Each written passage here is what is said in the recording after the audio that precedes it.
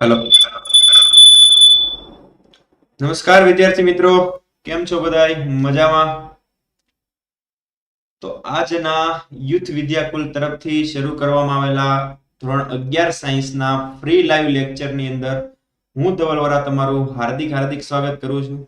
આપણે વાત કરીએ છીએ ધોરણ 11 જીવ વિજ્ઞાનની અંદર એટલે કે બાયોલોજીમાં આપણે અલગ અલગ મનુષ્યના જે અંગતંત્રો છે એના વિશે આપણે કમ્પ્લીટ ચર્ચા કરી, જેની અંદર પ્રકરણ નંબર 16 થી લઈને પ્રકરણ નંબર 22 સુધી આ બધા જ પ્રકરણનો સમાવેશ હ્યુમન ફિઝિયોલોજી એટલે કે માનવ દેહ ધર્મ વિદ્યાની અંદર થાય છે.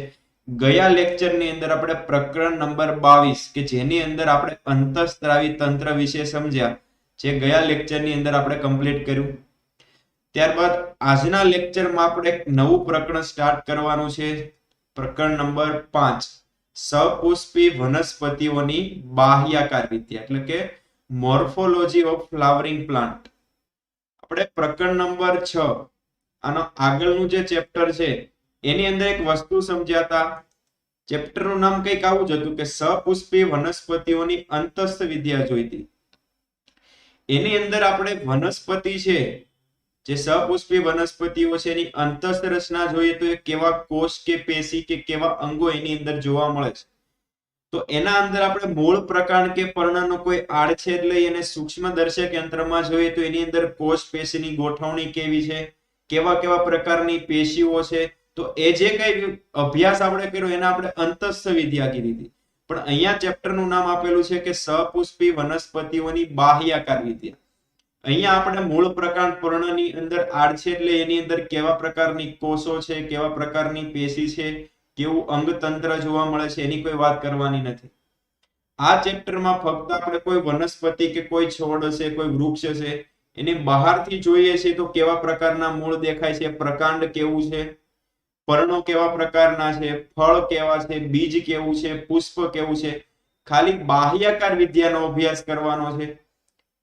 તો અહીંયા આપણે સપુષ્પી વનસ્પતિઓની અંદર બાહ્યાકાર વિદ્યાની અંદર કોનો સમાવેશ થાય, તો એ બધી વસ્તુ આપણે પ્રસ્તાવનામાં સમજશું કે આ ચેપ્ટરની અંદર આપણે કઈ વસ્તુઓ તરફ આગળ વધવાનું છે.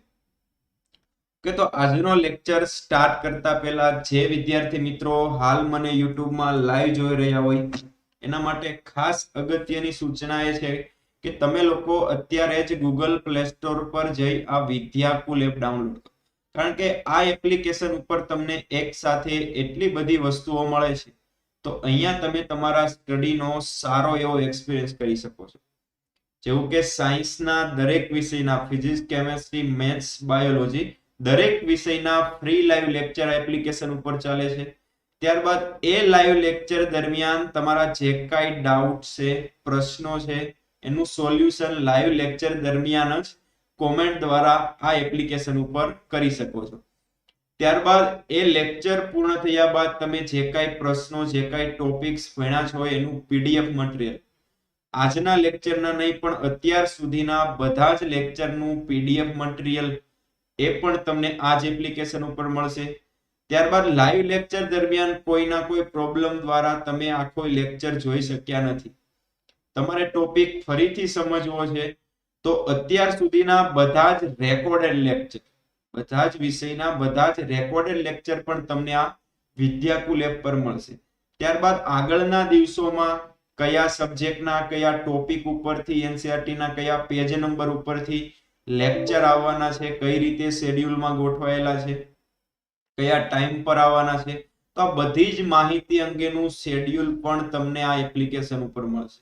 તો અહીંયા એક સાથે એટલી બધી વસ્તુઓ મળે છે, તો અહીંયા તમે તમારું સ્ટડી સારી રીતે કરી શકો છો. એ સિવાય તમે અમારી સાથે અમારી ટેલિગ્રામ ચેનલ છે, વોટ્સઅપ દ્વારા, ફેસબુક, ઇન્સ્ટા દ્વારા પણ તમે અમારી સાથે કનેક્ટ થઈ શકો છો. ઓકે, તો વધારે તમારો સમય ના લેતા ચેપ્ટર નંબર 5, સપુષ્પી વનસ્પતિઓની બાહ્યાકાર વિદ્યા એટલે કે મોર્ફોલોજી ઓફ ફ્લાવરિંગ પ્લાન્ટ.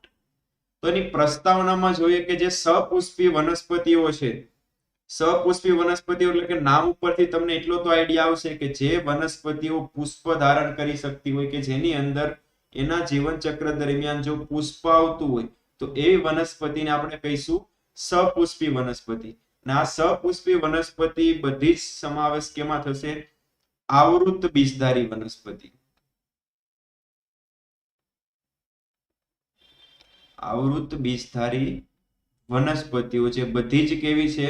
સપુષ્પી વનસ્પતિઓ છે. તો આ જે આવૃત બીજધારી વનસ્પતિ છે આપણને કઈ જગ્યાએ જોવા મળે છે, કેવા નિવાસ સ્થાનોમાં જોવા મળે છે એની વાત કરીએ તો આવૃત બીજધારી વનસ્પતિ આપણને મોટા ભાગના બધા જ વિસ્તારોમાં આપણને જોવા મળશે. કોઈ રણ પ્રદેશ હોય ત્યાં પણ જોવા મળશે, સ્થલીય, જલીય, વધારે શુષ્ક રણ એ બંને એક જ થઈ ગયું, કોઈ ઠંડો પ્રદેશ છે, એટલે કે મોટા ભાગના બધી જ જગ્યાએ આપણને આવૃત બીજધારી વનસ્પતિ જોવા મળશે. તમે આગળના ચેપ્ટરની અંદર ભણી પણ ગયા હશો કે આવૃત બીજધારી વનસ્પતિ પૃથ્વી પરનો સૌથી મોટો સમૂહ છે કોઈ વનસ્પતિનો હોય તો કયો છે? આવૃત બીજધારી વનસ્પતિ. ત્યારબાદ નિવાસ સ્થાનો અને એની સ્વરૂપોની વાત કરીએ કે કેવા સ્વરૂપે જોવા મળશે. નાના નાના છોડ છે, ક્ષુપ છે કે મોટા ઘટાદાર વૃક્ષ, તો આપણને આવૃત બીજધારી વનસ્પતિ પણ બધા સ્વરૂપમાં જોવા મળશે. નાના નાના છોડ સ્વરૂપે જોવા મળશે, ત્યારબાદ ક્ષુપ સ્વરૂપે પણ જોવા મળશે, મોટા ઘટાદાર વૃક્ષો પણ આના પણ જોવા મળશે, વેલાઓ સ્વરૂપે પણ હોય, લતાઓ સ્વરૂપે, ક્યારેક આરોહી સ્વરૂપે પણ જોવા મળશે. એટલે કે મોટા ભાગના બધા જ સ્વરૂપો આપણને આવૃત બીજધારી વનસ્પતિના જોવા મળે છે. હવે વાત કરીએ કે આ કોઈ પણ આવૃત બીજધારી વનસ્પતિ કોઈ લાક્ષણિક આવૃત બીજધારી વનસ્પતિ હશે તો એની અંદર કેવા કેવા ભાગો આપણને જોવા મળે છે. તો એની આપણે વાત કરીએ તો લાક્ષણિક આવૃત બીજધારી વનસ્પતિ છે, સમજી લ્યો કે આ છે જમીન વાળો ભાગ નીચેનો, આ છે હવા વાળો ભાગ એટલે જમીનની બહારનો ભાગ. તો આપણે જ્યારે જમીનમાં બીજ વાવીએ છીએ તો એની અંદર આવેલું હોય ભ્રૂણ. બીજની અંદર આવેલું છે આપણું ભ્રૂણ. તો હવે ભ્રૂણને અનુકૂળ પરિસ્થિતિ, અનુકૂળ પર્યાવરણ મળશે, તાપમાન, દબાણ, ભેજ બધી જ વસ્તુ અનુકૂળ રીતે મળશે.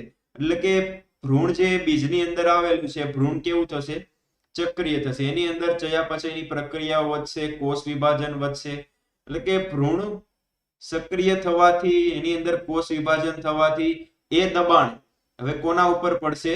બીજાવરણ પર પડશે. એ દબાણ બીજાવરણ પર પડવાના કારણે એમાં આવેલા હોય ભ્રૂણ મૂળ અને ભ્રૂણાગ્ર. તો ભ્રૂણ મૂળમાંથી એ બીજાવરણ તૂટવાના કારણે જેને આપણે દેશી ભાષામાં કહીએ છીએ ફણગો ફૂટે. તો ભ્રૂણ મૂળમાંથી શેનો વિકાસ થશે? મૂળ તંત્રનો વિકાસ થશે.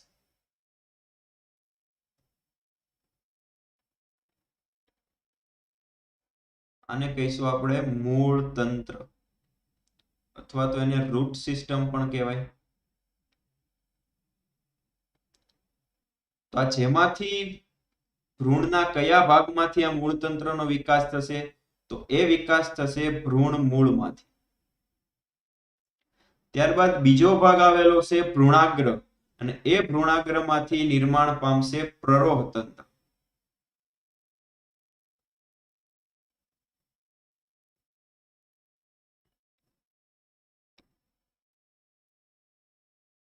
આને કહીશું આપણે ભ્રૂણાગ્ર. એમાંથી આ જે ભાગ નિર્માણ પામ્યો, જે હવામાં જોવા મળે છે, જે હવાઈ ભાગ છે, એને કહીશું આપણે પ્રરોહ તંત્ર. તો બે તંત્ર આપણને મેઇનલી જોવા મળ્યા લાક્ષણિક આવૃત બીજધારી વનસ્પતિ. શેની વાત કરીએ છીએ? લાક્ષણિક આવૃત બીજધારી વનસ્પતિની અંદર કેવા કેવા આપણને ભાગો જોવા મળશે? તો એક જોવા મળશે મૂળ તંત્ર અને બીજું હશે પ્રરોહ તંત્ર. ત્યારબાદ એ પ્રરોહ તંત્રની અંદર આપણને જોવા મળશે જે મુખ્ય ધરી કે મુખ્ય અક્ષ આપણને જોવા મળે છે. જે મુખ્ય ધરી કે મુખ્ય અક્ષ આપણને જે જોવા મળે છે એને કહીશું આપણે પ્રકાંડ. એને કહીશું આપણે પ્રકાંડ. ત્યારબાદ એ પ્રકાંડ ઉપર નિયત અંતરે આપણને જોવા મળશે ગાંઠો. અમુક અમુક અંતરે આપણને જોવા મળશે ગાંઠો. અને એ ગાંઠો વચ્ચેનો જે ભાગ છે એને કહીશું આપણે આંતરગાંઠ. ત્યારબાદ આ જે પ્રકાંડની જે મેઇન ધરી છે, જે મુખ્ય અક્ષ છે, એને સતત લંબ અક્ષે જે વૃદ્ધિ કરે છે એ કલિકાને કહીશું આપણે અગ્ર કલિકા. અહીંયા જે પ્રકાંડના ટોચના ભાગે જે કલિકા આવેલી હશે એને કહીશું આપણે અગ્ર કલિકા. જે પ્રકાંડની લંબ અક્ષે જે લંબાઈમાં વધારો કરે છે. એ સિવાય પ્રકાંડ ઉપર નિયત અંતરે આપણને શું જોવા મળશે? કક્ષ કલિકાઓ. આ પ્રકાંડની ધરી ઉપર જ આપણને અમુક અંતરે જોવા મળશે કક્ષ કલિકાઓ, જેમાંથી શાખાનું નિર્માણ થતું હોય. આને કહીશું આપણે કક્ષ કલિકા. ત્યારબાદ એ કક્ષ કલિકામાંથી શેનું નિર્માણ કરશું આપણે? કોઈ શાખા.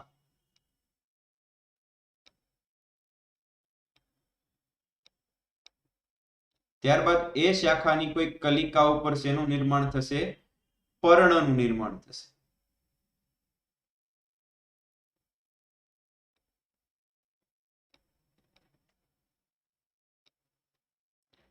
ત્યારબાદ કેટલીક શાખાઓ ઉપર આપણને શું જોવા મળશે કે સપુષ્પી વનસ્પતિ છે એટલે શેનું નિર્માણ થશે?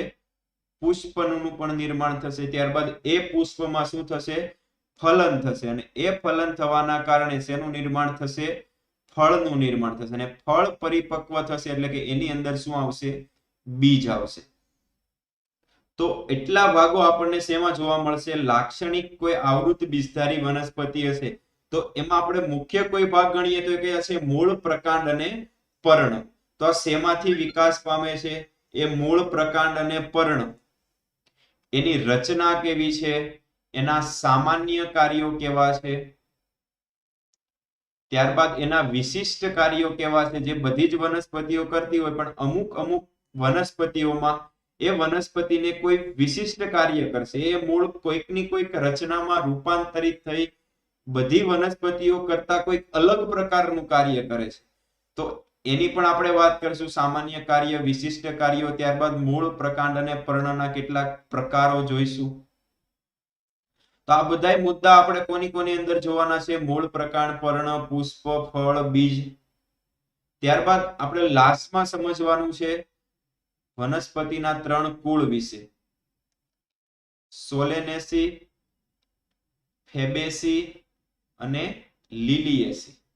તો આ 3 કુળ વિશે પણ આ ચેપ્ટરની અંદર આપણે સમજવાનું છે. પહેલા આપણે 1 બાય 1 મૂળથી શરૂઆત કરશું. ત્યારબાદ પ્રકાંડના વિવિધ રચના કાર્યો, કઈ રીતે પર્ણો પ્રકાંડ ઉપર ગોઠવાયેલા હોય, મૂળ તંત્રના કેટલા પ્રકાર છે, કેટલા પ્રકારના મૂળ આવેલા હોય, કેવા કેવા કાર્યો કરે છે, કયા સામાન્ય કાર્યો છે, કયા વિશિષ્ટ કાર્યો છે. ત્યારબાદ પર્ણ વિશે સમજશું. પર્ણના કેટલા પ્રકારો હોય, એની અંદર જે શિરાઓ છે, શિરા વિન્યાસ એટલે કે શિરાઓની ગોઠવણી કેવા પ્રકારની છે. તો પ્રસ્તાવનામાં આપણે એટલું સમજવાનું હતું કે આ ચેપ્ટરની અંદર આપણે કઈ રીતે આગળ વધવાનું છે, કયા ભાગો કે એનો સમાવેશ સપુષ્પી વનસ્પતિઓની બાહ્યકાર વિદ્યામાં થાય છે. તો એની અંદર આપણે મેઇનલી 2 પોર્શન જ ભણવાના છે. એક છે મૂળતંત્ર અને બીજું છે પ્રરોતંત્ર. પણ પ્રરોતંત્રની અંદર અલગ અલગ ભાગ, પુષ્પ છે, પર્ણ છે, બીજ છે, ફળ છે, ત્યારબાદ પ્રકાંડ છે. આ બધા મુદ્દા છે વનસ્પતિના હવાઈ ભાગો છે. અને જમીનની અંદર આપણને જોવા મળશે મૂળતંત્ર. તો એટલી વસ્તુ આપણા ચેપ્ટરની અંદર સમજવાની છે. તો 1 બાય 1 આ વનસ્પતિના અલગ અલગ ભાગોથી શરૂઆત કરીએ. તો પહેલા આપણે શરૂઆત કરશું મૂળથી. ઓકે, તો અહીંયા આપણી પ્રસ્તાવના કમ્પ્લીટ થાય છે. આગળ વધીએ તો પહેલો ભાગ વનસ્પતિનો આવે છે મૂળ. મેઇનલી તો આપણે કોઈ પણ વનસ્પતિ વિશે વાત કરીએ તો મેઇન કયા ભાગ આવે તો આપણે એમ જ કહીએ છીએ કે મૂળ, પ્રકાંડ અને પર્ણ. તો શરૂઆત કરીએ વનસ્પતિના મૂળથી. તો આગળ જ જોયું કે મૂળ છે વનસ્પતિનો હવાઈ ભાગ છે કે જમીનની અંદર વાળો ભાગ છે, જેને આપણે જમીનની અંદર જ દોરેલો છે. એટલે કેવો ભાગ છે? ભૂગર્ભીય ભાગ છે. મૂળ એ વનસ્પતિનો ભૂગર્ભીય એટલે કે જમીનની આપણને અંદર જોવા મળે છે. ત્યારબાદ આ જે મૂળ છે એનો વિકાસ તેમાંથી થાય છે, એનું નિર્માણ શેમાંથી થાય છે? તો આ જે મૂળ તંત્ર જે આખું નિર્માણ પામે છે એટલે કે મૂળ તંત્રનો ઉદ્ભવ શેમાંથી થાય છે? ભ્રૂણ મૂળમાંથી થાય છે, જે આપણે આગળ જ સમજ્યા કે આપણે જે બીજ વાવીએ છીએ જમીનની અંદર, એ જમીનની અંદર આવેલા બીજની અંદર આવેલું હોય ભ્રૂણ. તો ભ્રૂણને અનુકૂળ પરિસ્થિતિ મળવાના કારણે એ ભ્રૂણ કેવું થાય છે? સક્રિય થાય છે. અને ભ્રૂણ સક્રિય થવાના કારણે ભ્રૂણનો વિકાસ થશે અને એના કારણે આ ભ્રૂણનું દબાણ કોના ઉપર લાગશે? બીજની ફરતે આવેલું આવરણ, જેને કહીએ છીએ આપણે બીજાવરણ. અને બીજાવરણ તૂટવાના કારણે ભ્રૂણ મૂળમાંથી શેનું નિર્માણ થાય છે? મૂળતંત્રનું નિર્માણ. ઓકે, શેમાંથી ઉદ્ભવ થાય છે? વનસ્પતિનો કયો ભાગ છે? ત્યારબાદ મૂળની લાક્ષણિકતાની વાત કરીએ.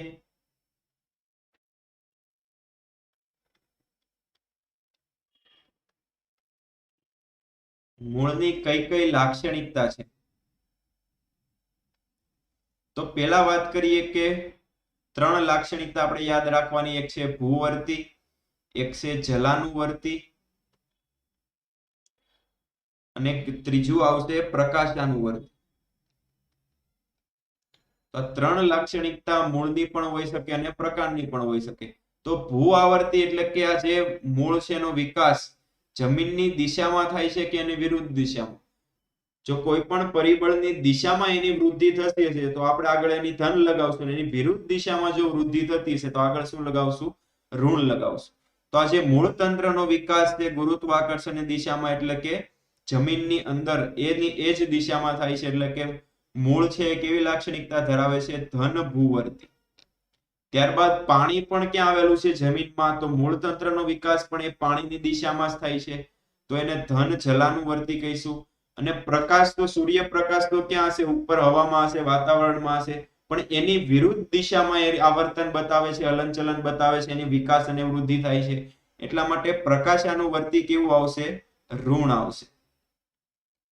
આ પોઈન્ટ ધોરણ 10 નો છે કે વનસ્પતિઓમાં આવર્તન કેવા પ્રકારનું જોવા મળે છે. ભૂ આવર્તી, જલાનુવર્તી, પ્રકાશાનુવર્તી આ લાક્ષણિકતા છે કે કઈ દિશામાં, પરિબળની દિશામાં એ વૃદ્ધિ કરે છે કે એની વિરુદ્ધ દિશામાં કરે છે. પ્રકાંડની વાત કરીએ તો પ્રકાંડ આપણને હવામાં જોવા મળે છે, તો એ ઋણ ભૂવર્તી આવશે, ઋણ જલાનુવર્તી આવશે, પણ ધન પ્રકાશાનુવર્તી આવશે. કારણ કે પ્રરોતંત્ર નિર્માણ ક્યાં પામે છે? પ્રકાશની દિશામાં. પણ જમીન અને પાણીની વિરુદ્ધ દિશામાં એની વૃદ્ધિ થાય છે, એટલે કે એ બંને કેવા આવશે લક્ષણો? ત્યાં ઋણ આવશે. ઓકે, ત્યારબાદ મૂળના પ્રકારની વાત કરીએ. શેની વાત કરશું હવે? મૂળના પ્રકાર.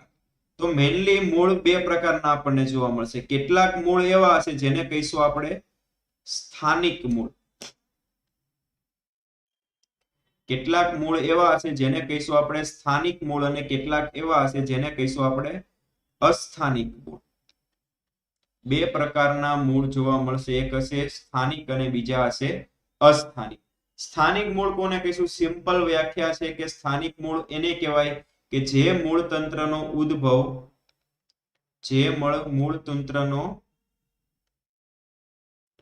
ઉદ્ભવ કેમાંથી થાય? ભ્રૂણ મૂળમાંથી થાય.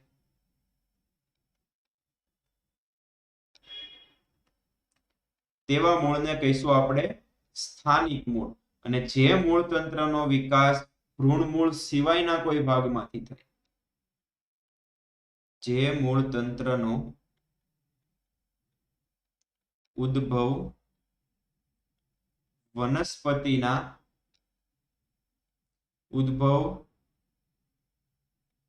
ભ્રૂણ મૂળ સિવાયના વનસ્પતિના બીજા કોઈ અન્ય ભાગમાંથી થાય, એટલે કે પ્રકાંડમાંથી મૂળનો વિકાસ થાય, પર્ણમાંથી થાય. જે આપણે આગળ સમજશું ત્યારે ખબર પડશે કે વનસ્પતિમાં બધી જ જગ્યાએ ભ્રૂણ મૂળ એટલે કે બીજની અંદર આવેલા ભ્રૂણ મૂળમાંથી જ મૂળતંત્રનો વિકાસ નથી થતો. કેટલીક વનસ્પતિઓમાં પ્રકાંડમાંથી પણ મૂળનો વિકાસ થાય છે, પર્ણમાંથી પણ થાય છે, જે આપણે આગળ સમજવાનું છે.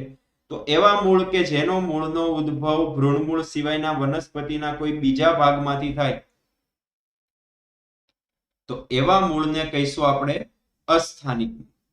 તો મેઇનલી એના ઉદ્ભવના આધારે આપણે 2 પ્રકાર પડ્યા. એકને કીધા સ્થાનિક મૂળ અને બીજા છે અસ્થાનિક મૂળ. એટલે જે મૂળતંત્રનો ઉદ્ભવ ભ્રૂણ મૂળમાંથી થાય, તો અહીંયા જે આપણે આકૃતિમાં મૂળતંત્ર બતાવ્યું કેવું મૂળતંત્ર છે? સ્થાનિક. પણ કેટલાક મૂળ એ ભ્રૂણ મૂળ સિવાયના વનસ્પતિના કોઈ બીજા ભાગમાંથી મૂળ નિર્માણ થશે તો એને કહીશું આપણે અસ્થાનિક મૂળ.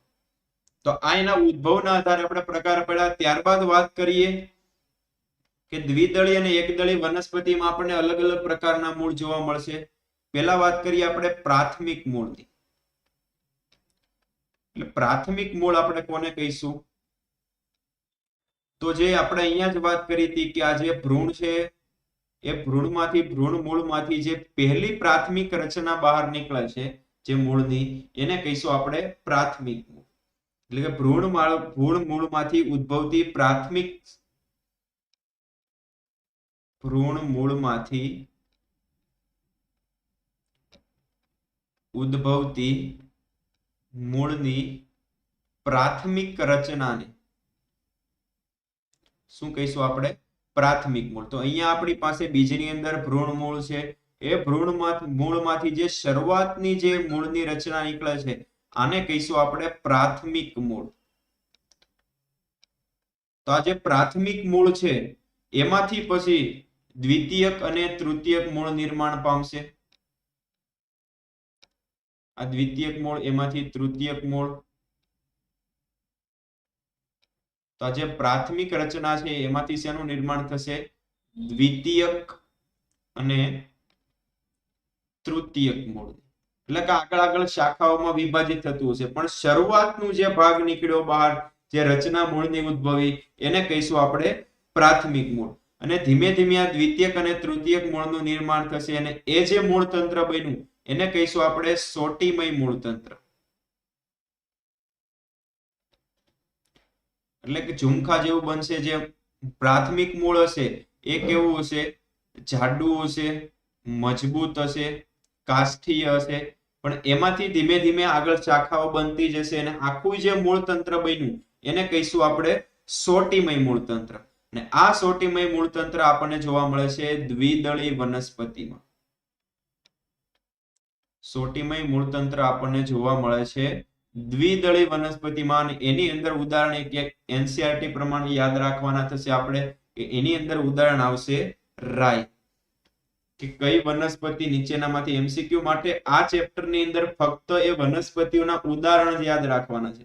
ટોપિક સમજવા માટે કોઈ અઘરા નથી, પણ તમને કોઈક વસ્તુ આમાં હાર્ડ લાગશે તો એ કઈ વસ્તુ છે? એ અલગ અલગ રચનાની અંદર અલગ અલગ વનસ્પતિઓના જે ઉદાહરણો આપેલા છે એ તમારે મિક્સઅપ થશે. બાકી આ જે રચના છે તમે નાનપણથી જોતા આવો છો કે મૂળ કેવા પ્રકારનું હોય, પ્રકાંડ કોને કહેવાય, પર્ણની અંદર કેવી રચના છે, આ બધી વસ્તુ તમે અનુભવતા આવ્યા છો. તમારા માટે કન્સેપ્ટ સમજવો, ટોપિક સમજવો સાવ સહેલો છે. પણ અઘરી વસ્તુ તમને એ જ લાગશે કે આની અંદર અલગ અલગ વનસ્પતિઓના બધા જ ટોપિકની અંદર જે ઉદાહરણો આપેલા છે એ તમારે ખાસ યાદ રાખવાના છે એમસીક્યુ માં. તો પ્રાથમિક મૂળમાંથી જે સોટીમય મૂળ તંત્રનું નિર્માણ થયું એ સોટીમય મૂળ તંત્ર આપણને જોવા મળશે દ્વિદળી વનસ્પતિમાં. અને એ દ્વિદળી વનસ્પતિમાં એક ઉદાહરણ આપણને આપેલું છે રાઈ. તો એ રાઈ એક યાદ રાખવાનું છે. ત્યારબાદ બીજો આપણને મૂળતંત્રનો પ્રકાર યાદ રાખવાનો એ છે તંતુમય મૂળતંત્ર. બીજો પ્રકાર આવશે એને કહીશું આપણે તંતુમય મૂળતંત્ર.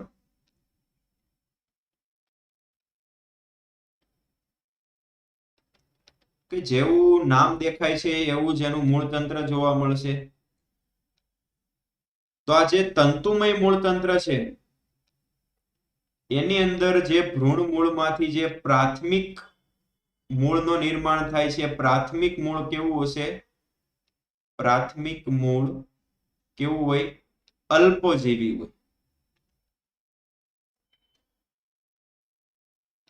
આવી રીતે આપણી પાસે જમીન છે એમાંથી પ્રકાંડમાંથી આવી રીતે ભ્રૂણ મૂળ જે પ્રાથમિક મૂળ નીકળે છે કેવું હશે? અલ્પજીવી હશે. તો આ પ્રકાંડ જે આની ઉપર આખો પ્રકાંડની ધરી ઊભી છે એને વધારે સપોર્ટ માટે, એને જમીનમાં સારી રીતે સ્થાપિત થવા માટે આ જે પ્રકાંડનો તલ ભાગ છે એ પ્રકાંડના તલ ભાગમાંથી નીચેના ભાગમાંથી કેટલાક તંતુમય મૂળનો નિર્માણ થાય છે.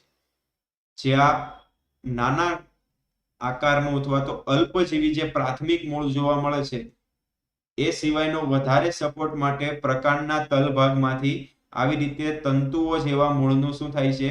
નિર્માણ થાય છે. અને આને કહીશું આપણે તંતુમય મૂળતંત્ર. તંતુમય મૂળતંત્ર એટલે કે તેમાં પ્રાથમિક મૂળ કેવું હોય છે? અલ્પજીવી હોય છે. તેથી પ્રકાંડના તલભાગમાંથી પાતળા તંતુ સ્વરૂપે મૂળ ઉદ્ભવે છે, જેને શું કહીશું આપણે? તંતુમય મૂળતંત્ર. તો આ જે તંતુમય મૂળતંત્ર છે આપણને શેની અંદર જોવા મળશે? એકદળી વનસ્પતિમાં જોવા મળે છે. જ્યારે દ્વિદળી વનસ્પતિમાં આપણને જોવા મળે છે સોટીમય મૂળતંત્ર. તો આની અંદર તમારે એકદળી વનસ્પતિનું નામ ઉદાહરણ યાદ રાખવાનું છે. એની અંદર આવશે ઘઉં. તો ઘઉંની અંદર કેવા પ્રકારનું મૂળતંત્ર હશે? તંતુમય મૂળતંત્ર. જ્યારે સોટીમય મૂળતંત્ર આપણને દ્વિદળી વનસ્પતિ જેવી કે રાઈની અંદર જોવા મળે છે. ત્યારબાદ મૂળના વાત કરીએ કેટલાક સામાન્ય કાર્યો વિશે. કે મૂળ મોટા ભાગની બધી જ આવૃત બીજધારી જે વનસ્પતિ છે એ વનસ્પતિના મૂળ કેવા પ્રકારના સામાન્ય કાર્યો કરે છે. ત્યારબાદ કેટલીક વનસ્પતિઓ આ સામાન્ય કાર્યો કરવા ઉપરાંત એના મૂળ કેટલાક અલગ પ્રકારના વિશિષ્ટ કાર્યો પણ કરે છે. તો એ વનસ્પતિનું મૂળ છે કોઈકના કોઈક રચના કે સ્વરૂપમાં શું થાય છે? રૂપાંતરિત થાય છે. પણ બધી જ વનસ્પતિઓ આવા વિશિષ્ટ કાર્યો નથી કરતી. પણ આ જે સામાન્ય કાર્યો છે બધી જ વનસ્પતિઓ, બધી જ આવૃત બીજધારી વનસ્પતિ, બધી જ સપુષ્પી વનસ્પતિની અંદર જોવા મળશે. તો બે ત્રણ કેટલાક સામાન્ય કાર્યો છે એની વિશે ચર્ચા કરીએ આપણે. તો કેવા કેવા પ્રકારના મૂળના સામાન્ય કાર્યો હોય? જે તમને બધાયને ખબર છે કે જમીનમાંથી પાણી અને ખનિજ ક્ષારોનું જે શોષણ છે એ કાર્ય કોનું છે? તો કે મૂળનું. એટલે પહેલું કાર્ય, સામાન્ય કાર્ય કયું આવશે? કે જમીનમાંથી પાણી અને ખનિજ ક્ષારોનું શું કરે છે? શોષણ કરે છે. તો પહેલું કાર્ય છે. ત્યારબાદ બીજું, જમીનમાં વનસ્પતિને શું કરે છે? પ્રસ્થાપિત કરે છે. અથવા તો એમ પણ કહી શકીએ કે જકડી રાખે છે. એક આધાર આપવાનું કાર્ય કરે છે. ત્યારબાદ વનસ્પતિના કેટલાક વૃદ્ધિ નિયામકો છે, જેમાં આપણે ઓક્સિન વિશે સમજ્યા હતા. તો વનસ્પતિના કેટલાક વૃદ્ધિ નિયામકો અથવા તો અંતસ્ત્રાવો, વૃદ્ધિ નિયામકોનું સંશ્લેષણ શેમાં થાય છે? મૂળમાં થાય છે. તો ત્રણ કાર્ય આપણે મૂળના સામાન્ય કાર્યો યાદ રાખવાના છે. પહેલું કાર્ય કે જમીનમાંથી પાણી અને ખનિજ ક્ષારોનું શોષણ. ત્યારબાદ જમીનમાં વનસ્પતિને શું કરે છે? સારી રીતે પ્રસ્થાપિત કરે છે અને જકડી રાખે છે. અને ત્રીજું કાર્ય કેટલાક વૃદ્ધિ નિયામકો છે, કેટલાક અંતસ્ત્રાવો છે જે વનસ્પતિની વૃદ્ધિનું નિયમન કરે છે, એનું સંશ્લેષણ પણ મૂળની અંદર થાય છે. ત્યારબાદ વાત કરીએ કે મૂળના વિવિધ પ્રદેશો. કે આપણે મૂળ છે એને આપણે અલગ અલગ કેટલાક ભાગોમાં વહેંચીએ છીએ, અલગ અલગ પ્રદેશો. કે કેવું કાર્ય કરે છે, શેના માટે છે, એના આધારે આપણે અલગ અલગ પ્રદેશોમાં વહેંચીએ.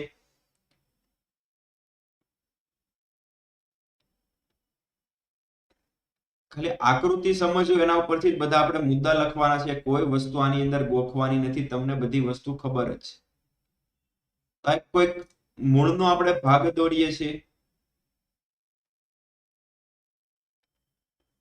તો અહીંયા મૂળનો જે અગ્રસ્થ ભાગ છે એની ઉપર એક ટોપી જેવી રચના આવેલી હોય, એને કહીશું આપણે મૂળ ટોપ.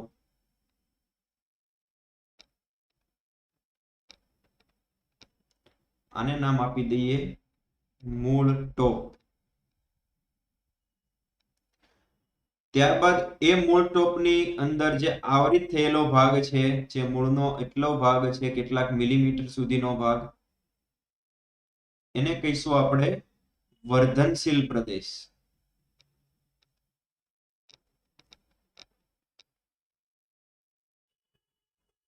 ત્યારબાદ એ વર્ધનશીલ પ્રદેશની નજીકનો જે ભાગ છે મૂળનો, એને કહીશું આપણે વિસ્તરણ પ્રદેશ.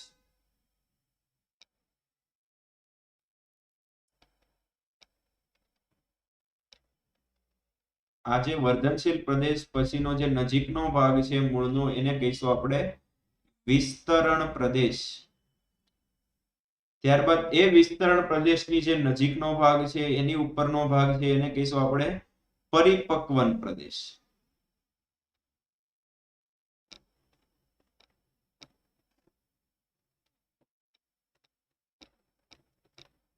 તો એટલા પ્રદેશો, એટલા ભાગમાં આપણે મૂળને વહેંચીએ છીએ. તો આ જે પરિપક્વન પ્રદેશ છે એની અંદરથી કેટલાક પાતળા દોરી જેવા આવી રીતે મૂળ રોમનું નિર્માણ થાય છે, જે વનસ્પતિને મૂળ દ્વારા જમીનમાંથી પાણી અને ખનિજ ક્ષારોના શોષણ માટેની સપાટીમાં શું કરાવી આપે છે? વધારો કરી આપે. તો આને નામ આપશું આપણે મૂળ રોમ. જે શેને કયા વિસ્તારમાંથી, કયા પ્રદેશમાંથી નિર્માણ પામે છે એ ખાસ યાદ રાખવાનું છે. તો મૂળનો જે પરિપક્વન પ્રદેશ છે એમાંથી શેનું નિર્માણ થાય છે? મૂળ રોમનું નિર્માણ થાય છે. તો પહેલા તો આકૃતિ દોરવાની છે મૂળના વિવિધ પ્રદેશો વિશેની. ત્યારબાદ એક એક ભાગો આપણે સમજાવવાના છે કે મૂળ ટોપ કઈ જગ્યાએ આવેલું છે, એવા જેની અંદર મુદ્દા લખવાના છે. તો મૂળની ટોચના ભાગે, મૂળની ટોચના ભાગે એનું સ્થાન, જે ટોપી આકારની રચના, ટોપી આકારની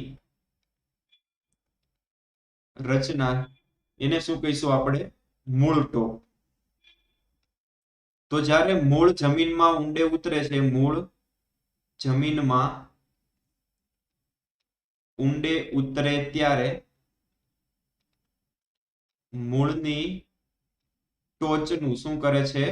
રક્ષણ કરે છે.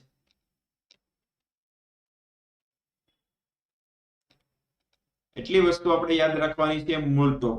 ત્યારબાદ બીજો પ્રદેશ આપણને જોવા મળે છે વર્ધનશીલ પ્રદેશ. પહેલો ભાગ આપણે સમજાવવાનો મૂળ ટોપ વિશે, ત્યારબાદ બીજું વિસ્તરણ પ્રદેશ, વર્ધનશીલ પ્રદેશ, ત્રીજું આવશે વિસ્તરણ પ્રદેશ અને ચોથું આવશે પરિપક્વન પ્રદેશ. તો વર્ધનશીલ પ્રદેશ હવે એમાં નામ જ આપી દીધું છે. તો અહીંયા જે કોષ કે પેશી હશે, કોષો, એ સતત શું પામતા હશે? કોષ વિભાજન પામતા હશે. તો જે મૂળની ટોચે કેટલાક મિલીમીટર સુધીનો જે ભાગ છે વિસ્તાર, એને શું કહીશું આપણે? વર્ધનશીલ પ્રદેશ. તો આ જે વર્ધનશીલ પ્રદેશ છે એ કોના વડે રક્ષાયેલો છે? મૂળ ટોપ વડે. મૂળ ટોપ વડે રક્ષાયેલ છે, કારણ કે એના કોષો પહેલા જ જમીનની અંદર સંપર્કમાં આવશે, કારણ કે એ જ કોષો સતત કોષ વિભાજન પામતા હશે, એ જ જીવંત કોષો હશે. તો એના રક્ષણ માટે એ મૂળના ટોચના ભાગે શું આવેલું હોય? મૂળ ટોપ આવેલી હોય. ત્યારબાદ આજે વર્ધનશીલ પ્રદેશના જે કોષો છે એની લાક્ષણિકતાની વાત કરીએ કે કોષો કેવા હોય છે, તો એ કોષો કદમાં કેવા હશે? નાના હશે. ત્યારબાદ જીવરસથી કેવા હશે? એ એટલે કે ઘટ જીવરસ હશે. ત્યારબાદ પાતળી કોષ દિવાલ ધરાવતા હશે. વર્ધનશીલ કોષો વિશે આપણે સમજાવવાનું છે, કારણ કે એની અંદર જે કોષો હશે, મૂળની ટોચના ભાગે, પ્રકાંડની ટોચના ભાગે કયા કોષો આવેલા હોય? વર્ધનશીલ કોષો, જે સતત શું કરતા હશે? કોષ વિભાજન પામતા હોય, સતત કોષ વિભાજન પામવાની ક્ષમતા ધરાવતા હશે. તો એટલા મુદ્દા આપણે વર્ધનશીલ પ્રદેશ વિશે યાદ રાખવાના છે. ત્યારબાદ ત્રીજો પ્રદેશ આવે છે વિસ્તરણ પ્રદેશ. તો અહીંયા જે વર્ધનશીલ પ્રદેશના જે કોષો છે, હવે એની અંદર કોષના કદમાં વધારો થશે, એટલે કે એની અંદર કોષ રસમાં વધારો થશે, કોષની લંબાઈમાં વધારો થશે. એના કારણે મૂળની લંબાઈમાં પણ વધારો થશે. એટલે અહીંયા બધું વિસ્તરણ કરવાનું છે, કોષનું શું કરવાનું છે? વિસ્તરણ. તો આને શરૂઆતમાં આપણે એમ લખી શકીએ કે વર્ધનશીલ પ્રદેશની નજીકનો જે વિસ્તાર છે, નજીકનો જે પ્રદેશ છે, એને કહીશું આપણે વિસ્તરણ પ્રદેશ.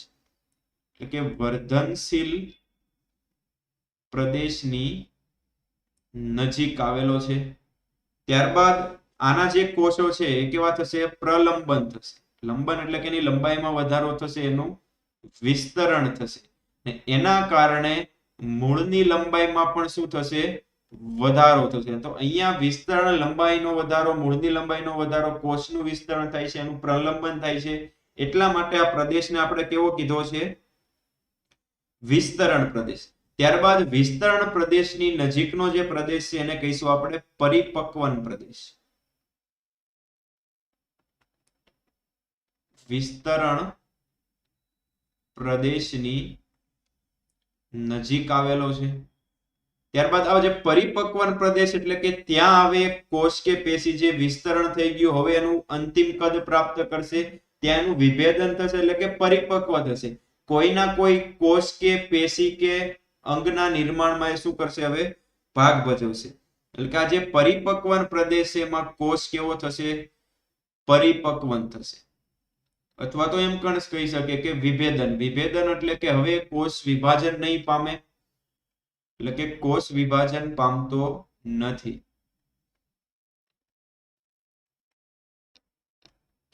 ત્યારબાદ અહીંયા જે પરિપક્વ થઈ ગયેલા કોષો છે, કેટલાક કોષો અહીંયા મૂળનું શું બનાવશે? જે બહાર તરફ આવેલા કોષો હશે એ બનાવશે મૂળની બહારની સપાટીનું અધિસ્તર, ને એ અધિસ્તરમાંથી કેટલાક લાંબી દોરી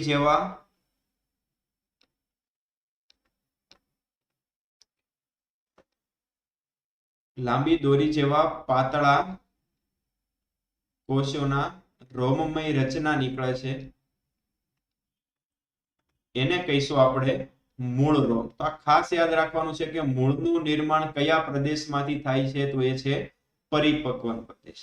તો અહીંયા આપણે મૂળના વિવિધ પ્રદેશો વાળો ટોપિક કમ્પ્લીટ કર્યો કે કયા કયા પ્રદેશોની અંદર એના કાર્યના આધારે મૂળના અલગ અલગ ભાગો પાડેલા છે. એકને નામ આપ્યું મૂળ top. Good evening Yogesh Rathwa, welcome. ત્યારબાદ એ મૂળ ટોપનું કાર્ય લખ્યું કે મૂળના ટોચના ભાગે ટોપી આકારની રચના છે, એને મૂળ ટોપ કીધું. ત્યારબાદ જમીનમાં જ્યારે મૂળ ઊંડે ઉતરે છે ત્યારે એ મૂળનો ટોચનો ભાગ છે એનું રક્ષણ કોણ કરે છે? તો આ મૂળ ટોપ કરે. ત્યારબાદ મૂળ ટોપથી જે રક્ષાયેલો અમુક મિલીમીટર સુધીનો જે મૂળનો ટોચનો ભાગ છે એને કહીશું આપણે વર્ધનશીલ પ્રદેશ. તો એના કોષો કદમાં નાના હશે, જીવરસ ઘટ હશે, પાતળી કોષ દિવાલ ધરાવતા હશે અને સતત શું કરતા હશે? કોષ વિભાજન કરી મૂળની લંબાઈમાં આગળ શું કરશે? એનો વધારો કરશે. ત્યારબાદ એના પછીનો જે વિસ્તાર આવે છે એને કહીશું આપણે વિસ્તરણ પ્રદેશ. એટલે કે અહીંયા હવે કોષ વિભાજન નથી પામતા પણ એના કદમાં શું થશે? વધારો થશે, લંબાઈમાં વધારો થશે, કોષ રસમાં વધારો થશે. એના કારણે મૂળની લંબાઈમાં પણ શું થાય છે? વધારો થાય છે. ત્યારબાદ હવે વધારો, કોષે પોતાનું અંતિમ કદ પ્રાપ્ત કર્યું, ત્યારબાદ એ કેવા થઈ જાય છે? પરિપક્વન થાય છે, એનું વિભેદન થાય છે. મૂળની અંદર કોઈકના કોઈ કોષ કે પેશી કે અંગના નિર્માણમાં એ કાર્ય કરશે. જે મૂળની બહાર સાઈડના જે કોષો હશે, સપાટી સાઈડના, એ મૂળનું અધિસ્તર બનાવશે. એમાંથી કેટલાક પાતળા લાંબા દોરી જેવા રોમમય રચના બહાર નીકળે છે, એને કહીશું આપણે મૂળ રોમ.